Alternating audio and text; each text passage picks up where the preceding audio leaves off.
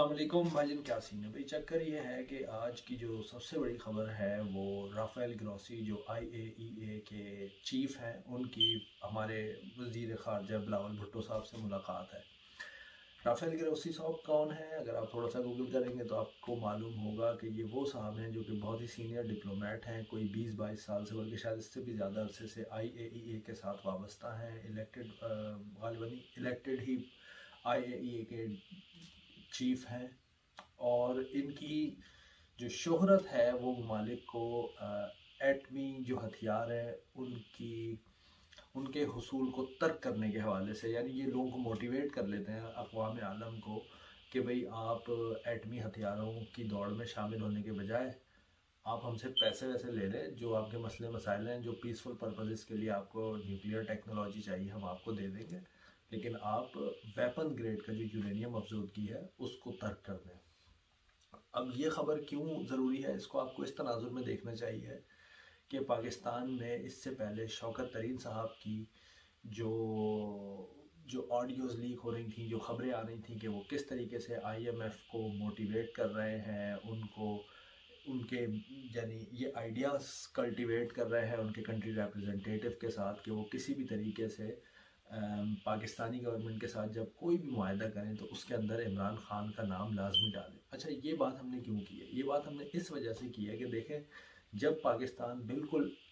As a matter of fact Pakistan अभी भी brink of default पर है, बिल्कुल किसी भी वक्त पाकिस्तान डिफ़ॉल्ट हो सकता है। It's all in the hand of world bank और IMF। वो जब चाहे वो ये कह दें जी पाकिस्तान जो है वो डिफ़ॉल्ट कर गया, बैंकरप्ट हो गया। जिस वक्त IMF डिक्लेयर कर देगा, वर्ल्ड बैंक डिक्लेयर कर देगा, उस वक्त पाकिस्तान अमली तौर पर बैंकरप्ट हो जाएगा, अमली तौर पर डिफ़ॉल्ट कर जाएगा। तो अल्लाह ताला इस हवाले से पाकिस्तानी रियासत पर रहम करे और पाकिस्तानी कौम पर भी रहम करे और हमारी आंखें खोले। शौकत तरीन साहब IMF के कंट्री रिप्रेजेंटेटिव को मुसलसल ये पैगाम देते रहे हैं कि आप जो भी मुआहदा करें उसके अंदर इमरान खान का नाम लाजमी डालें और अगली हुकूमत तो हमारी होगी। ये तो नज़र आ रहा है जैसे ही इंतखाबात होंगे तो जब तक इमरान खान आपसे इस जो भी मुआहदा आपका हुकूमत के साथ होता है, जब तक इमरान खान उसके ऊपर उसका सिग्नेटरी नहीं हो जाता, जब तक आपने उस मुआहदे को मानना नहीं है। अच्छा, इंटरेस्टिंग बात यह है कि जो IMF है बतौर इदारा, ये किसी इंडिविजुअल के साथ जो है ना वो अपना कोई किसी किस्म का कोई मुआहदा या कोई ऐसी चीज़ नहीं करता। ये हमेशा रियासत के साथ बात करते हैं, रियासत से ही मुआहदा करते हैं। और जब ये बात की गई तो इस बात को, जाहिर सी बात है, ब्रेकिंग न्यूज़ की दौड़ है, मीडिया की दुनिया है, इस बात को अपनी एक झूठी सच्ची वेबसाइट के ऊपर PTI ने लॉन्च भी करवा दिया। वहाँ से ये खबर उठा के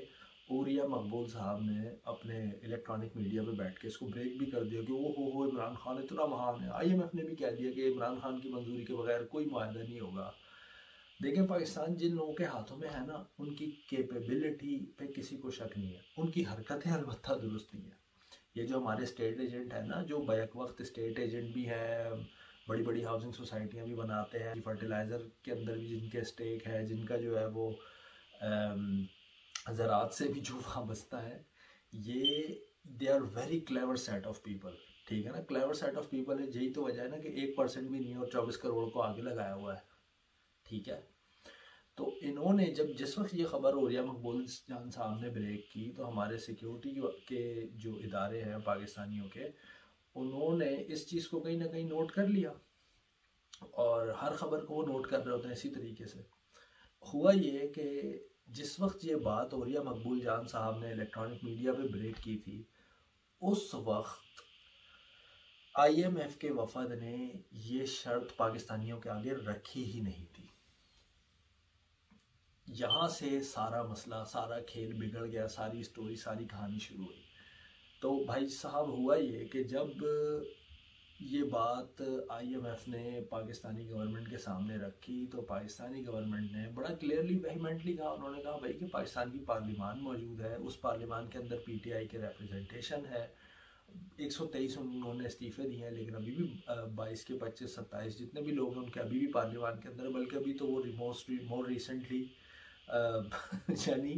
जिन अरकान असम्बली ने इस्लामाबाद हाई कोर्ट के अंदर ये दरख्वास्त दी हुई थी कि हमारे इस्तीफ़ों को मंजूर नहीं किया जा रहा, उसे मंजूर किया जाए, उनके जब इस्तीफ़े मंजूर हो गए तो उन्हीं अरकान असम्बली ने लाहौर हाई कोर्ट के अंदर ये दरख्वास्त दी कि हमारे इस्तीफ़ों को, हमारी जो इस्तीफ़े मंजूर हो गए उनको कैंसिल करवाया जाए और हमें वापस अपनी सीटों पे बहाल किया जाए। कैसा, यानी ऐसा तो आपने कभी जो है ना वो फ़लसफ़े की या मैनेजमेंट की किसी मोस्ट स्ट्यूपिड एग्जाम्पल के अंदर भी नहीं सुना होगा। तो ये अब coming back to the point, तो जब ये बात हुई तो जाहिर सी बात है गवर्नमेंट के कान भी खड़े हो गए और उन्होंने कहा यार कि ये क्या हो रहा है। तो फिर जो रिवर्स इंजीनियरिंग का एक तरीका होता है कि इस किस्म की चीज़ों को पकड़ने के लिए कि आईएमएफ ने हमसे ये बात कही, तो हमसे पहले आईएमएफ ने किससे बात की थी और कौन इनसे मुसलसल राब्ते में था, तो वो कड़ियाँ जाते जाते जाते पहुँच गई शौकत तरीन साहब के पास। और अभी रिसेंटली कल की के परसों की खबर है कि उन्होंने शौकत तरीन के बारे में ये इंदिया भी दिया है कि उनको एफआईए ने एफआईआर किया, उनको वो गिरफ्तार करना चाह रहे हैं। रिजवान रज़ी साहब जो लाहौर के बड़े सीनियर जर्नलिस्ट हैं, उनकी खबर ये है कि ये जो इंदिया दिया है ना हमारे कानून नाफिज करने वाले इदारों ने, ये बुनियादी तौर पे उसको मुतनब्बे किया गया है शौकत तरीन को कि पत्रिये निकल जा तू इससे पहले कि हम तेरे दरवाजे पे पहुंचे और तुझे उसी स्टाइल से गिरफ्तार करें जैसे मरीम नवाज को गिरफ्तार किया गया था। एक चीज़, शौकत तरीन का इसके अंदर इंटरेस्ट क्या है? शौकत तरीन का और पीटीआई का इंटरेस्ट ये है कि खुदा ना करदा अगर पाकिस्तान बैंकरप्ट होता है तो जो लोग पीटीआई को बैक कर रहे हैं वो पाकिस्तानी इदारों को फिर औने पौने खरीद सकेंगे। देखें, बैंकरप्ट होने का मतलब ये नहीं होता कि बस अब जिंदगी ख़त्म हो गई, ताला लग गया, मुल्क बंद, अब ना कोई सुबह उठ के दफ्तर जाएगा ना आएगा ना कुछ, ऐसा नहीं होता। मुल्क अपने जो क्रेडिट नोट्स होते हैं उनके ऊपर, देखें मुश्किल तो जाहिर सी बात है कि होती है, लेकिन जो क्रेडिट नोट होता है उसके ऊपर डिफ़ॉल्ट कर जाता है। आपको दुनिया कहीं से कर्जा मिलता नहीं है, आपके लिए इंटरनेशनल मार्केट में अपना सामान बेचना और इंटरनेशनल मार्केट से ही अपना सामान ख़रीदना ज़्यादा मुश्किल हो जाता है, बदअमनी बढ़ती है। जाहिर सी बात है आपके पास सरकारी इदारों को देने के लिए पैसा नहीं होता, तो एकदम से जो है वो मुल्क के अंदर जो है ना बहुत सारे मसाइल एक साथ खड़े होते हैं। तो इस वजह से पीटीआई का इंटरेस्ट फिलहाल ये है कि अगर पाकिस्तान बैंकरप्ट होता है तो जो लोग पीटीआई को बैक कर रहे हैं फाइनेंशियली, उनको ये अपॉर्चुनिटी मिलेगी कि जो पीआईए अरबों खरबों की मालियत जिसकी है वो औने पौने चंद करोड़ों के अंदर ख़रीद के ये साइड पर हो जाएंगे। जो पीटीसीएल है, जो पाकिस्तान रेलवेज़ है, वापडा है और इस किस्म के बेशतर जो इदारे हैं, ये बड़े ही आराम से वो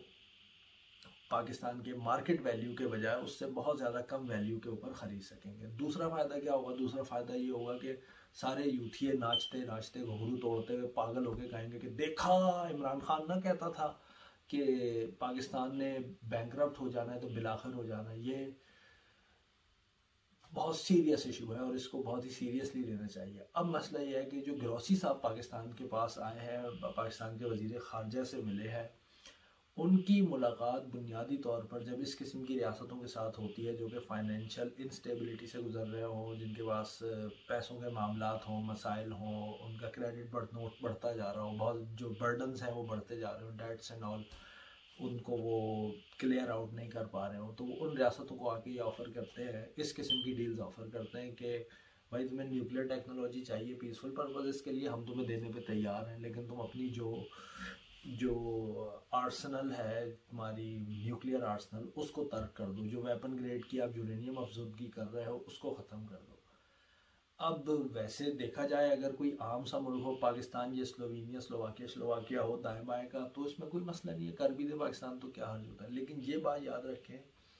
कि इंटरनेशनल पॉलिटिक्स में या वर्ल्ड पॉलिटिक्स में या रीजनल पॉलिटिक्स में राइट नाउ अगर पाकिस्तान के पास कोई पावर ऑफ लेवरेज है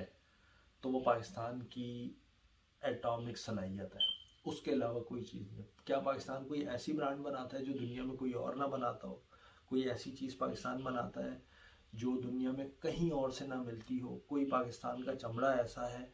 पाकिस्तान कोई एक ज़रात तक पाकिस्तान की इतनी पीछे रह गई है कि जो लोग जानते हैं वो ये बात अच्छे तरीके से जानते हैं कि right now as of today Pakistan की जो ज़रात है वो दुनिया के मुकाबले में 30 से 40 साल पीछे चल रही है।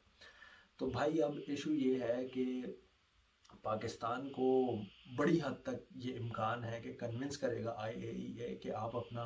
एटॉमिक आर्सनल जो है वो तर्क कर दें और उसके बदले से हम आपके जो डेट्स हैं उनको राइट ऑफ करवा देंगे और आपको जो है वो जो पीसफुल पर्पज़ के लिए न्यूक्लियर टेक्नोलॉजी है वो हम दे देंगे। अच्छा, ग्रोसी साहब कौन है? ग्रोसी साहब जैसे मैंने पहले बताया कि ये वो आदमी है जो शुमाली कोरिया के अंदर भी ये विज़िट करते रहे हैं, ईरान को भी ये इस किस्म की डील्स ऑफ़र करते रहे, and he is renowned for diplomatically manoeuvring countries into abandoning their nuclear arsenal. Pakistan करेगा ये या नहीं करेगा ये तो अल्लाह ही बेहतर जानता है, लेकिन ये बात दुरुस्त है, बिल्कुल कंफर्म बात है कि पाकिस्तान के पास अगर कोई power of leverage against India, against Iran, against Afghanistan, even so much तो अगेंस्ट अमेरिका इस वक्त मौजूद है, तो पाकिस्तान का एटम बम है। अल्लाह से दुआ, अल्लाह पाक पाकिस्तान की हिफाजत करे। वीडियो आपने देखी, पसंद आए तो लाइक, शेयर और सब्सक्राइब ज़रूर कीजिएगा। अगली वीडियो तक के लिए अल्लाह ने के बाद।